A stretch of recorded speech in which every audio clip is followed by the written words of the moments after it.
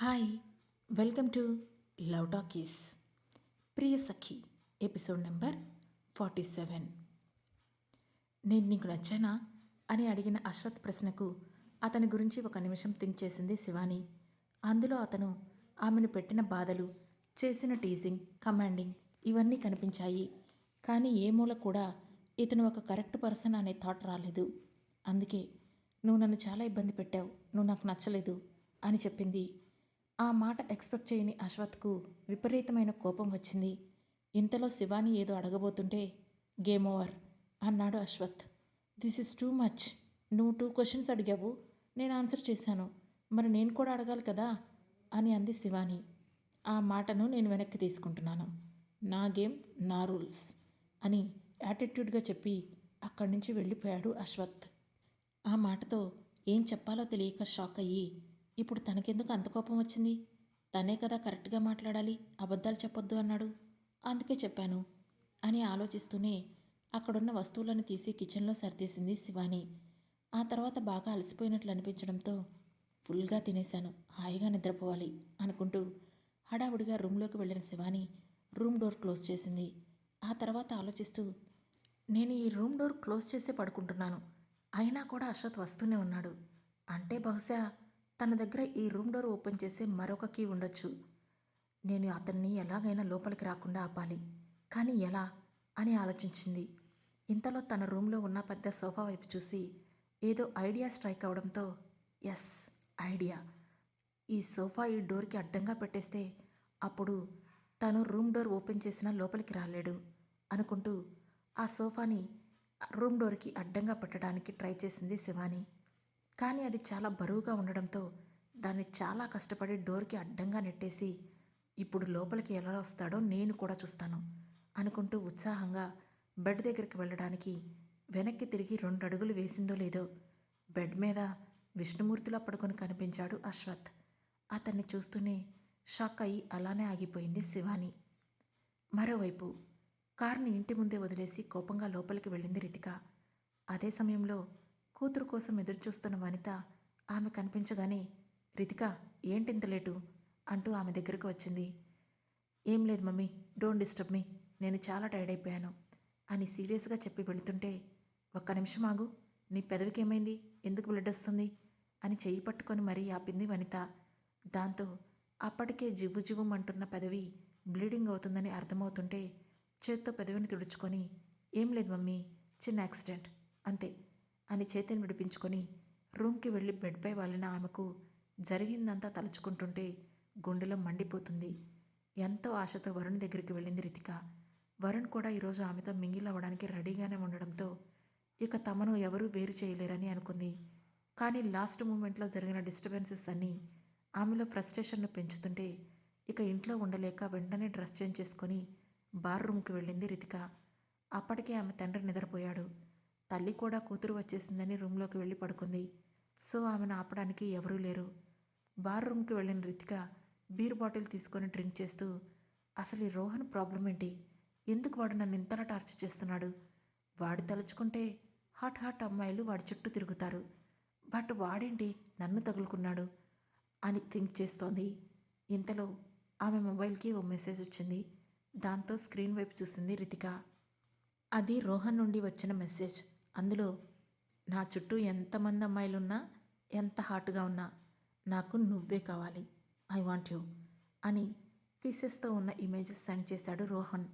అది చూసి బుల్షిట్, వీడి ఓవర్ యాక్షన్, జస్ట్ 1 వీక్లో వీడి ప్రాజెక్ట్ అయిపోతుంది, అప్పుడు చెప్తాను వీడి సంగతి అని అనుకుంటూనే బాటిల్ కంప్లీట్ చేసి మరో బాటిల్ తీసుకొని డ్రింక్ చేస్తుంది. ఇంతలో ఆమెకు వరుణ్ నుండి కాల్ వచ్చింది. ఆ కాల్ లిఫ్ట్ చేయాలని అనిపించకపోయినా వరుణ్ని వదులుకోవడం రితికకు ఏమాత్రం ఇష్టం లేదు. అందుకే ఆమె ఇన్ని రిస్కులు తీసుకుంటుంది. ఇప్పుడు కూడా అతని కాల్ను అవాయిడ్ చేయలేకపోయినా ఆమె మెల్లగా కాల్ లిఫ్ట్ చేసింది. రితిక, సేఫ్గా ఇంటికి వెళ్ళావా అని అడిగాడు వరుణ్. వెళ్ళాను వరుణ్ అని ముభావంగా చెప్పింది రితిక. ఆమె వాయిస్లో తేడాను గమనించి ఐఎమ్ సారీ రితిక, రోహన్ మీద ఉన్న కోపం అనవసరంగా నీ మీద చూపించాను. ఇంకొక 1 వీక్ ఓపిక పట్టు, ఆ వెంటనే మనం పెళ్లి చేసుకొని న్యూ లైఫ్ స్టార్ట్ చేద్దాం అని చెప్పాడు వరుణ్. ఆ మాటతో అసలే డ్రింక్ చేసిన రితిక, ఏం స్టార్ట్ చేస్తావు వరుణ్, నువ్వేమీ చేయలేకపోతున్నావు. ఆ అక్షర నిన్ను అంత పెద్ద దెబ్బ కొట్టింది, అయినా ఏం చేయలేకపోయావు. ఇప్పుడు చూస్తే ఈ ప్రాజెక్ట్ అడ్డు పెట్టుకొని ఆ రోహన్ మన పర్సనల్ లైఫ్లోకి వస్తున్నాడు, అయినా కూడా ఏం చేయలేకపోతున్నావు అని విసుగ్గా అంది రితిక. ఆ మాటతో వరుణ్కి ఒక్కసారిగా కోపం వచ్చింది. అయినా కంట్రోల్ చేసుకుంటూ, రితిక ఇలా ఎందుకు మాట్లాడుతున్నావు? నువ్వే కదా అక్షర విషయంలో వెయిట్ చేయమన్నావు. ఆ రోహన్కి కూడా నేను స్ట్రాంగ్గా వార్నింగ్ ఇవ్వాలని అనుకున్నాను, బట్ నువ్వే ఆపావు అని అన్నాడు. మరి ఆపకుండా ఏం చేయమంటావు? ఇంకొక 1 వీక్లో ప్రాజెక్ట్ కంప్లీట్ చేసి వాడి ముఖాన కొట్టొచ్చు. కానీ ఈ టైంలో గొడవ పడితే మొదటికే మోసం వస్తుంది. ఆ విషయం మర్చిపోయావా అని అడిగింది రితిక. ఆ మాటతో వరుణ్ కూల్ అవుతూ, yes, you are right Ritika, అందుకే సారీ చెప్పడానికి కాల్ చేశాను, కూల్ బేబీ అని అన్నాడు. అతను అంత ప్లీజింగ్గా అడగడంతో రితిక ఇంకేం మాట్లాడలేదు. ఏంటి సైలెంట్ అయ్యావు? ఇంకా కోపం తగ్గలేదా? పోనీ నేనిప్పుడు నీ దగ్గరికి రానా అని అడిగాడు వరుణ్. అక్కర్లేదు, నేను టైర్డ్ అయిపోయాను, రెస్ట్ తీసుకుంటాను అని చెప్పి కాల్ కట్ చేసింది రితిక. వెంటనే very good and clever girl అంటూ రోహన్ నుంచి మెసేజ్ వచ్చింది.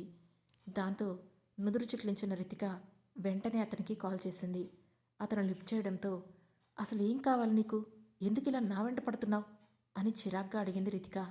ఐ వాంట్ యూ అని సరదా వాయిస్తో అన్నాడు Rohan. Shut up Rohan, don't disturb me అని చెప్పింది రితిక. నేనెక్కడ నిన్ను డిస్టర్బ్ చేశాను, నువ్విచ్చిన కిస్సే నన్ను డిస్టర్బ్ చేస్తుంది అని హస్కీ వాయిస్తో చెప్పాడు Rohan. I don't like this Rohan అని అంటున్న ఆమె మాటలకు అడ్డొస్తూ, I won't leave without having 1 night stand with you, be prepared for that అని చెప్పి కాల్ కట్ చేశాడు రోహన్. ఆ మాటలు విన్న రితికకి అప్పటి వరకు ఒక్కసారిగా తల తిరిగిపోయి తాగింది మొత్తం దిగిపోయింది. వెంటనే చేతిలో ఉన్న ఫోన్ విసిరికొట్టి ఈసారి హార్డ్ డ్రింక్ను ఫుల్ బాటిల్ ఎత్తి తాగేసింది. ఆ తర్వాత ఇక సోయ లేకుండా అక్కడే ఉన్న సోఫాలో పడిపోయింది. మరోవైపు ధీరజ్తో మాట్లాడిన విక్రమ్, అక్షర టేక్ రెస్ట్, నేను కాసేపు అలా బయటికి వెళ్ళొస్తాను అని అన్నాడు. నేను కూడా రానా, ఒక్కదాన్ని రూమ్లో ఉంటే బోర్ కొడుతుంది అని బబ్లీగా ఫేస్ పెట్టి అడిగింది అక్షర. అసలు అతను వెళ్లేదే కొన్ని పర్సనల్ కాల్స్ మాట్లాడాలని, అయినా కూడా తను వస్తానంటే వద్దనలేకపోయిన విక్రమ్, సరే వెళ్దాం పద, డిన్నర్ కూడా కంప్లీట్ చేసేద్దాం అంటూ బయటికి నడిచాడు. ఆ తర్వాత ఇద్దరు స్ట్రీట్ లైటింగ్స్లో అలా వాక్ చేస్తున్నారు. ఇంతలో అక్షర సడన్గా, విక్రమ్ నాకెందుకో అనీజీగా అనిపిస్తుంది అని అంది. ఆ మాటతో నుదురు చుట్లించి, హెల్త్ అప్సెట్ అయిందా అని అడిగాడు.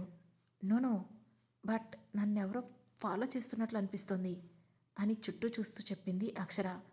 ఆ మాటతో విక్రమ్ కూడా ఓసారి చుట్టూ పరీక్షించి చూసి, నథింగ్ అక్షర, నువ్వేదో భ్రమ పడుతున్నావు, అయినా ఈ ప్లేస్లో నిన్నెవరు ఫాలో అవుతారు అని లైట్ తీసుకుంటున్నట్లుగా చెప్పాడు విక్రమ్. అంతే అంటావా అని డౌట్గా అంది అక్షర. కోర్స్ అక్షర, అంతే, సో టెన్షన్ ఫీల్ అవ్వకు, ఫీల్ ఫ్రీ, అక్కడ చూడు ఏవో బ్యాంగిల్స్ ఉన్నాయి, ట్రై చేస్తావా అంటూ అటు నడిచాడు విక్రమ్. దాంతో అక్షర కూడా ఆ సంగతి అక్కడే వదిలేసి అతని వెంట నడిచింది. అక్కడ బ్యాంగిల్ స్టోర్లో ఉన్న రకరకాల బ్యాంగిల్స్ని చూస్తున్న ఆమె కళ్ళు ఒక్కసారిగా విప్పారాయి.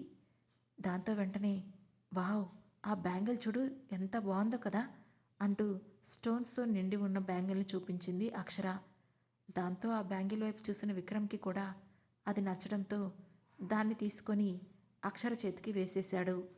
అతను అలా చేస్తాడని ఎక్స్పెక్ట్ చేయని అక్షర కొంచెం ఆశ్చర్యపోయినా ఏం మాట్లాడకుండా చిన్న స్మైల్ ఇచ్చింది. ఆ తర్వాత ఆ బ్యాంగిల్కి అమౌంట్ పే చేసి అక్కడి నుండి వెళ్ళి డిన్నర్ కంప్లీట్ చేసి ఇద్దరు రూమ్కి తిరిగి వచ్చేశారు. రూమ్లోకి అడుగుపెడుతుండగా సూర్యప్రతాప్ నుంచి కాల్ రావడంతో, అక్షర నువ్వు లోపలికి వెళ్ళు, నేను కాల్ మాట్లాడుస్తాను అంటూ బయటకు వచ్చి కాల్ లిఫ్ట్ చేశాడు విక్రమ్. అవతల నుంచి సూర్యప్రతాప్ మాట్లాడుతూ, విక్రమ్ ఎలా ఉన్నారు అని అడిగాడు. ఫైన్ తాతయ్య, నువ్వు కంగారు పడాల్సిన అవసరమంతా ఏం లేదు అని చెప్పాడు విక్రమ్. ఆ మాట విన్న సూర్యప్రతాప్, అసలేం జరుగుతుంది విక్రమ్, మన చాపర్ ఎందుకు బ్లాస్ట్ అయింది అని సీరియస్గా అడిగాడు. చెప్పాను కదా తాతయ్య, టెక్నికల్ ఇష్యూ అని విక్రమ్ అంటూ ఉండగానే, stop it Vikram, I'm not a kid, already నేను పైలట్తో మాట్లాడాను, అతను చాపర్ స్టార్ట్ చేసేటప్పుడు కూడా చాపర్ పర్ఫెక్ట్గా ఉందట, ఇంతలోనే మరి బ్లాస్ట్ ఎలా అయింది అంటే ఇది ఎవరో కావాలని చేసిన పనని క్లియర్గా తెలుస్తుంది కదా అని ఆవేశంగా అన్నాడు సూర్యప్రతాప్. ఆ ప్రశ్నకు విక్రమ్, ఒక క్షణం సైలెంట్గా ఉండి ఆ తర్వాత నెమ్మదిగా, మీరు ఊహించింది నిజమే తాతయ్య. ఎవరో ఫ్రీక్వెంట్గా అక్షరం మీద అటాక్స్ చేస్తున్నారు. బట్ ఎంత ట్రై చేసినా అది ఎవరో మనం క్లియర్గా తెలుసుకోలేకపోతున్నాం అని చెప్పాడు విక్రమ్. వాట్? అక్షరం మీద అటాక్స్ చేస్తున్నారా? ఆమె ఆర్ఫన్ అని చెప్పావు కదా. అలాంటి తనపై అటాక్ చేయాల్సిన అవసరం ఎవరికుంది అని కొంచెం ఆశ్చర్యపోతూనే అడిగాడు సూర్యప్రతాప్. అదే అర్థం కావడం లేదు తాతయ్య. వాళ్ళు చాలా పక్కాగా ప్లాన్ చేస్తున్నారు. ఎక్కడా ఒక్క క్లూ కూడా వదలడం లేదు అని అన్నాడు విక్రమ్. వికీ, నువ్వేం చేస్తావో నాకు తెలీదు. వితిన్ వీక్ డేస్లో నాకు అక్షరం మీద అటాక్ చేసేది ఎవరో తెలియాలి. లేదంటే నేనే రంగంలోకి దిగాల్సి వస్తుంది అని చెప్పాడు సూర్యప్రతాప్. ఓకే తాతయ్య, నువ్వు టెన్షన్ పడకు. నేను ఇప్పుడే అప్డేట్స్ కనుక్కుంటాను అని చెప్పాడు Vikram. Okay, take care.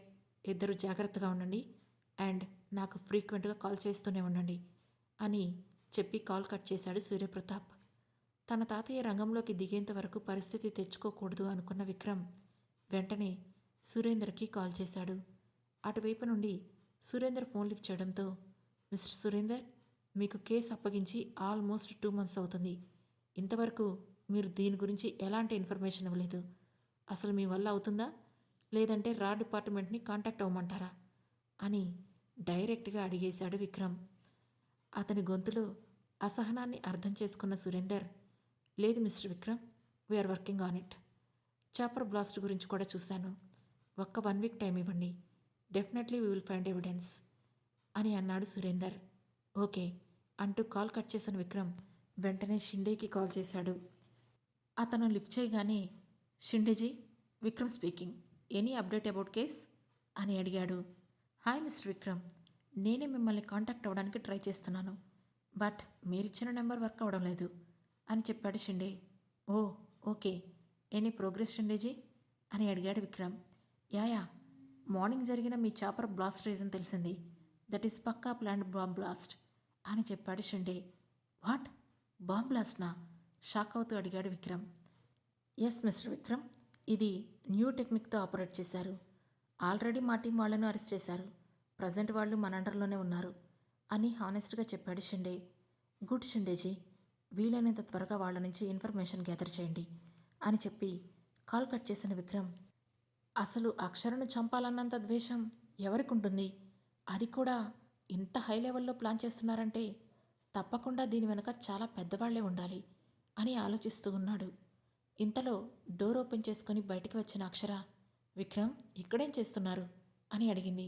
Nothing అక్షర, జస్ట్ ఇప్పుడే కాల్స్ అయ్యాయి, లోపలికి వెళ్దాం, కమ్ అంటూ ఆమెను తీసుకొని లోపలికి వెళ్ళిపోయాడు విక్రమ్. డోర్ క్లోజ్ చేసిన విక్రమ్ కింద అక్షరపరిచిన బెడ్షీట్ చూసి, ఏంటిది అని ఆశ్చర్యంగా అడిగాడు. ఒక్కటే బెడ్ ఉంది కదా విక్రమ్, మీరు పైన పడుకోండి, నేను కింద పడుకుంటాను అని చెప్పింది అక్షర. అవసరం లేదు, నేను సోఫాలో పడుకుంటాను, నువ్వు బెడ్ పైన పడుకో అని చెప్పాడు విక్రమ్. లేదు విక్రమ్, ఆ సోఫా మీకు కంఫర్ట్ ఉండదు అని అంటూ ఉండగానే, it's okay, no problem, good night అని చెప్పి ఇక ఆమెకు మాట్లాడే అవకాశం కూడా ఇవ్వకుండా వెళ్ళి సోఫాలో పడుకున్నాడు విక్రమ్. ఇక చేసేదేం లేక బెడ్ పైకి చేరుకున్న అక్షర అప్పటికే అలసిపోయి ఉండడంతో వెంటనే నిద్రలోకి జారుకుంది. కానీ సోఫాలో పడుకున్న విక్రమ్కి మాత్రం ఆలోచనలతో నిద్ర పట్టలేదు. దాంతో బెడ్పై నిద్రపోతున్న అక్షర వైపు చూసి, అసలు ఎవరి అమ్మాయి? 2 నెలల క్రితం వరకు కూడా తనకి నాకు సంబంధమే లేదు, కానీ ఇప్పుడు ఇంత దగ్గర అవుతుంది. అసలు ప్రపంచంలో ఎంతోమంది అమ్మాయిలుంటే నేను ఈ అమ్మాయినే నాకు పుట్టబోయే బేబీకి తల్లిగా ఎందుకు ఎంచుకున్నాను? అనాథగా వచ్చిన ఈమెపై వరుసగా అటాక్స్ చేస్తుంది ఎవరు అని ఆలోచనలతోనే సతమతమవుతూ ఎప్పటికో నిద్రలోకి జారుకున్నాడు. మరోవైపు ధీరజ్ ఫ్రెష్ అయ్యి రెడీ అవుతుంటే అతని కోసం హీట్ వాటర్ తీసుకొని వచ్చింది నందిని. ఆ వాటర్ తీసుకొని ఆమెను కింద నుండి పై వరకు చూస్తూ ఒక్క క్షణం మెస్మరైజ్ అయిన ధీరజ్ దానిని మాత్రం పైకి కనిపించుకునివ్వకుండా, అప్పుడే రెడీ అయ్యావా, బట్ శారీ కట్టుకున్నావేంటి అని అడిగాడు ధీరజ్. ఎస్, ఆంటీ టెంపుల్కి వెళ్దామని చెప్పారు, అందుకే అని చెప్పింది నందిని. ఓ అంటూ ఆమెను అలానే కళ్ళ నిండుగా నింపుకున్న ధీరజ్ కళ్ళకు ఉన్న కాజల్ తీసి ఆమె చెవి కింద దిష్టి చుక్కగా పెట్టాలనే కోరికను బలవంతంగా ఆపుకుంటూ, ఓకే అయితే నువ్వు ఈరోజు మమ్మీతో టెంపుల్కే వెళ్ళు, ఆఫీస్కి వదిలే అని చెప్పాడు ధీరజ్. టెంపుల్కి నువ్వు కూడా వస్తున్నావు అని అంది నందిని. నోవే, నాకు కుదరదు అంటూనే ధీరజ్ కిందకి వెళ్తుండగానే, రెడీ అయ్యావా ధీరు, గుడికి వెళ్దాం పదా అంటూ ఎదురొచ్చింది జీవిత. నేనెందుకు మమ్మీ, ఆ దేవుడు నాకు ఇవ్వాల్సినవి ఇవ్వకూడనివి అన్నీ ఇచ్చాళ్లే అని అంటున్న ధీరజ్ మాటలకు అడ్డొస్తూ అప్పుడే అక్కడికి వచ్చిన వికాస్, నేను కూడా రెడీ, రండి వెళ్దాం అంటూ పిలిచాడు. ఇక అందరూ రెడీ అయ్యాక తాను కాదన్నా వాళ్ళు ఒప్పుకోరని తెలిసి ఇంకేం వాదించకుండా తన పేరెంట్స్ అండ్ లవర్తో టెంపుల్కి స్టార్ట్ అయ్యాడు ధీరజ్. ముగ్గురు చక్కగా దర్శనం చేసుకున్నారు. అర్చన అభిషేకం కూడా అయ్యాక నలుగురు బయటికి వచ్చి అక్కడే ఉన్న మండపంలో కూర్చున్నారు. ఓ 2 నిమిషాల తర్వాత, నాకు టైం అవుతుంది మమ్మీ, డాడ్ నేను వెళ్తాను అంటూ పైకి లేవబోయాడు ధీరజ్. కానీ అతని చెయ్యి పట్టుకొని లాగుతూ, కొద్దిసేపు కూర్చో ధీరజ్, కొంచెం లేట్ అయితే ఏం కాదు అని అంది జీవిత. తన తల్లి ప్రవర్తనకు వింతగా చూస్తూ, అది కాదమ్మా అని ఏదో అనబోతుండగానే ఇంతలో ఓ పంతులుగారొచ్చి పంచాంగం చూస్తూ, జాతకాలు ఇవ్వండమ్మా అని అడిగాడు. అమ్మాయి జాతకం లేదు పంతులుగారు, ఇదిగోండి ఇది మా అబ్బాయి జాతకం అంటూ ధీరజ్ జాతకాన్ని అతని చేతికి అందించింది జీవిత. అవి చూసిన ధీరజ్ నందినికి ఏం జరుగుతుందో అర్థమవడంతో ధీరజ్ నందిని వైపు చూశాడు. ఆమె ముఖం సంతోషంతో వెలిగిపోతూ ఉండడంతో ధీరజ్ వెంటనే కోపంగా, అసలు ఇక్కడేం జరుగుతుంది మమ్మీ అని అడిగాడు. చూస్తుంటే అర్థం కావడం లేదా, మీ ఇద్దరి పెళ్లికి ముహూర్తం పెట్టిస్తున్నా అని సింపుల్గా చెప్పింది జీవిత. ఆ మాట విన్న ధీరజ్ షాక్ అవుతూ, వాట్, మాకు పెళ్ళా అని అరిచాడు. ఆ తర్వాత ఏం జరగబోతుంది తెలుసుకోవాలంటే వెంటనే మా లవ్ టాకీస్ ఛానల్ను సబ్స్క్రైబ్ చేసుకొని ప్రియసఖి సిరీస్లోని నెక్స్ట్ ఎపిసోడ్ను వినండి. మా ఈ కథలు మీకు నచ్చినట్లయితే లైక్ చేసి, షేర్ చేసి, కమెంట్ చేసి, హై పాయింట్స్ కూడా ఇచ్చి మమ్మల్ని సపోర్ట్ చేయండి. Thank you.